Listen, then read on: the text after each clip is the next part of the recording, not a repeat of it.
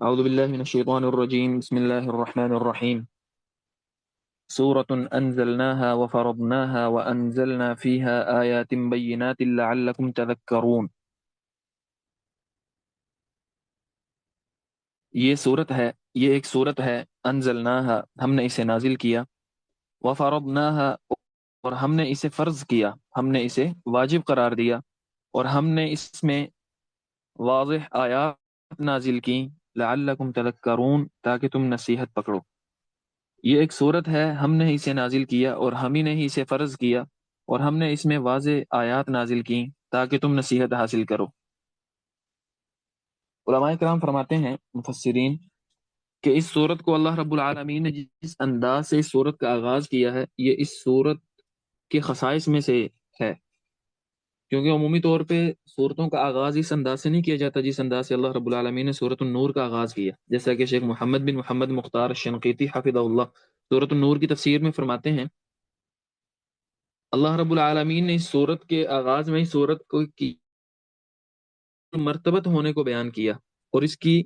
عظیم منزلت کو اللہ رب العالمین نے بیان کیا تاکہ بندوں کو اس صورت کی فضیلت کی طرف متنبع کریں۔ فرماتے ہیں عمومی طور پہ صورتوں کا آغاز اس انداز سے نہیں ہوتا، بلکہ عمومی طور پہ صورتوں کے آغاز میں اللہ رب العالمین صورتوں کے مقاصد کو بیان کرتے ہیں یا دیگر چیزیں بیان کرتے ہیں، لیکن اس صورت کو خاص طور پہ اللہ رب العالمین نے جس انداز سے اس کا آغاز کیا ہے، یہ اس صورت کے خصائص میں سے ہے۔ دوسری صورتوں کو یہ فضیلت یا یہ خصیصہ حاصل نہیں ہے۔ اسی طرح امام ابن کثیر رحمہ اللہ فرماتے ہیں، اللہ رب العالمین نے صورت میں جو یہ الفاظ بولے صورت کے آغاز میں ہی، سورۃ انزلناہا، یہ ایک عظیم صورت ہے جسے ہم نے نازل کیا۔ سورۃ کے اندر جو تنوین ہے آخر پہ، شیخ بٹوی فرماتے ہیں تنوین تعظیم ہے، اس لیے ترجمہ کیا یہ ایک عظیم صورت ہے جسے ہم نے نازل کیا۔ حافظ ابن کثیر رحمہ اللہ اپنی تفسیر میں فرماتے ہیں کہ اس انداز بیان میں اللہ رب العالمین نے اس صورت کی اہمیت اور اس صورت کی عظمت کو بیان کیا، اور اس کا معنی یہ نہیں ہے کہ باقی صورتوں کی کوئی فضیلت نہیں ہے، بلکہ سارا قرآن ہی عظیم ہے، والقرآن العظیم، جیسا کہ پچھلے سبق میں یہ بات گزری ہے کہ قرآن سارے کا سارا ہی عظیم ہے، لیکن جو انداز بیان اللہ رب العالمین نے صورت کے آغاز میں اختیار کیا، حافظ ابن کثیر فرماتے ہیں یہ اس صورت کی اہمیت اور فضیلت کو واضح کرتا ہے۔ اسی طرح طاہر ابن عاشور رحمہ اللہ، ان کی تفسیر کیا نام ہے اس کا؟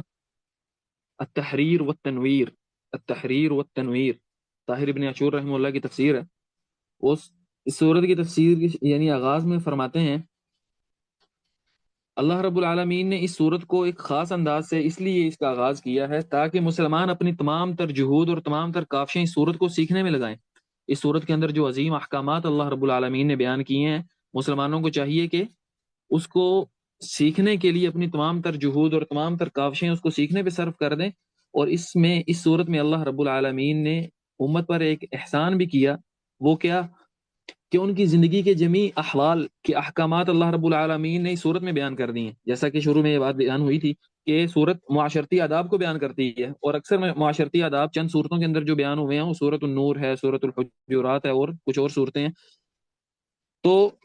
جامعیت کے ساتھ جس صورت میں معاشرتی آداب، معاشرے میں رہن سہن کے جو آداب بیان ہوئے ہیں، وہ ان میں سے سورۃ النور جامعیت کی حامل ہے اس موضوع کے اعتبار سے۔ تو اس لیے طاہر ابن عاشور فرماتے ہیں اللہ تعالیٰ نے اس امت پر احسان بھی کیا اس صورت کے ذریعے کہ اس صورت کے اندر اللہ رب العالمین ان کے جمیع احوال اور ان کے احکامات کو بیان کر دیا۔ یہ اتنے علماء نے جو یہ بات کی ہے کہ یہ صورت کا آغاز بڑے ایک خاص انداز سے کیا گیا، وہ کیسے ہے اس کے ترجمے پہ دوبارہ سے اب غور کریں۔ اللہ رب العالمین نے فرمایا اس صورت کو ہم نے نازل کیا، حالانکہ پورا قرآن ہی اللہ نے نازل کیا، لیکن خاص طور پہ اللہ رب العالمین نے اس صورت کے نازل کرنے کی نسبت اپنی طرف جو کی ہے، اور اپنے لیے بھی تعظیم کا صیغہ استعمال کیا، ہم نے نازل کیا، میں نے نازل کیا، یہ لفظ استعمال نہیں کیا، بلکہ جمع متکلم کا صیغہ استعمال کیا کہ اس صورت کو ہم نے نازل کیا ہے۔ سارا قرآن ہی اللہ نے نازل کیا نا، لیکن خاص طور پہ اس صورت کو اس انداز سے بیان کیا، اور پھر فرمایا اور ہم نے اسے فرض کیا، ہم نے اسے فرض کیا۔ علماء فرماتے ہیں اللہ رب العالمین نے یہ یعنی لفظ اس لیے بولا ہم نے اسے فرض کیا،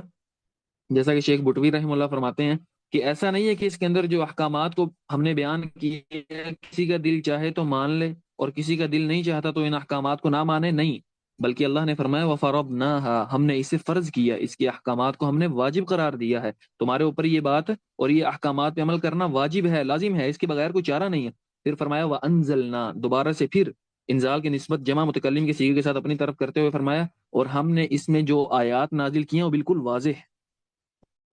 انزلنا فیہا آیات بینات، بالکل واضح آیات ہیں، بالکل واضح نشانی ہے اس صورت میں ہم نے بیان کی ہیں۔